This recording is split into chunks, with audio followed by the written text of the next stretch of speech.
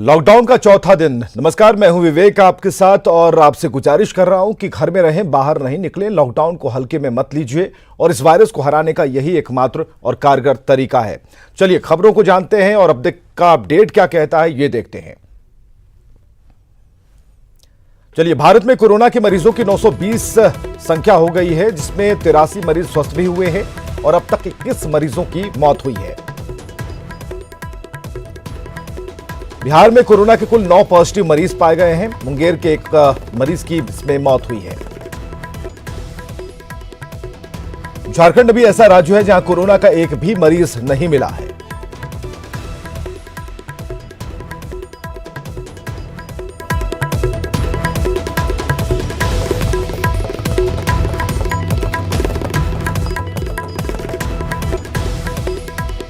और चलिए कोरोना पर जानते हैं देश का अपडेट क्या कहता है। देश में कोरोना मरीजों की संख्या 920 पहुंच गई है।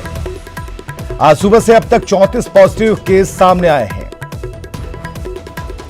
कोरोना से अब तक 21 लोगों की मौत हो चुकी है। कोरोना की चपेट में 83 लोग ठीक भी हुए हैं जो कोरोना की चपेट में आए थे। केरल में 69 साल के बुजुर्ग की मौत हो गई। पीएम मोदी ने फोन पर नर्स से बातचीत की। रेल डिब्बे को आइसोलेशन वार्ड बनाने का फैसला लिया गया है। एसबीआई ने ब्याज दरों में कटौती की है। ब्याज दरों में 0.75% की कटौती की गई। लॉकडाउन तोड़ने पर 11,317 लोगों पर एफआईआर दर्ज किया गया है। बिहार में अब तक 9 कोरोना पॉजिटिव मरीज पाए गए हैं, 1 की मौत हो गई है। कोरोना से लड़ने के लिए बिहार सरकार ने कोष भी बनाया है। सभी एमएलए एमएलसी के लिए जाएंगे 50-50 लाख।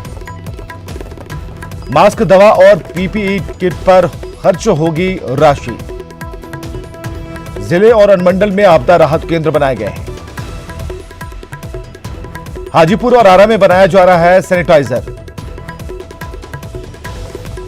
कोरोना जांच के लिए पहुंचे हैं 10,000 टेस्टिंग किट। कालाबाजारी करने वालों पर लगेगा गुंडा राज। रामनवमी, हनुमान जयंती पर नहीं निकलेगा जुलूस। एम्स पीजी एंट्रेंस टेस्ट और अन्य परीक्षाएं स्थगित कर दी गई हैं। झारखंड में एक भी केस कोरोना पॉजिटिव नहीं पाया गया। संदिग्ध 153 मरीजों के लिए गए हैं सैंपल। 137 रिपोर्ट नेगेटिव पाए गए हैं। 16 सैंपल की रिपोर्ट आज आनी है। 567 बेड कोरोना आइसोलेशन वार्ड में सुरक्षित हैं।